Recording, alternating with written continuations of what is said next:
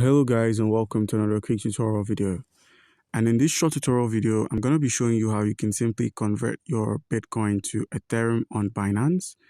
It's an easy process. All you need to do is make sure you have an account on Binance. And if you do not have an account on Binance, by simply using our link, which is going to be in the description of this video, you stand a chance to claim 100 USDT worth of trading fee rebates when you register and verify your account using our link. So guys, once you've done that, head over to the wallet section at the bottom right corner of the screen so you can have a view of your tokens.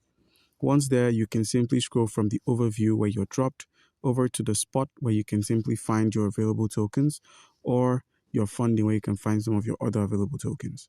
Now head back to the home, select the convert option. Once you've selected the convert option, we're going to be converting our Bitcoin into the Ethereum. As you can see here, Ethereum is already selected.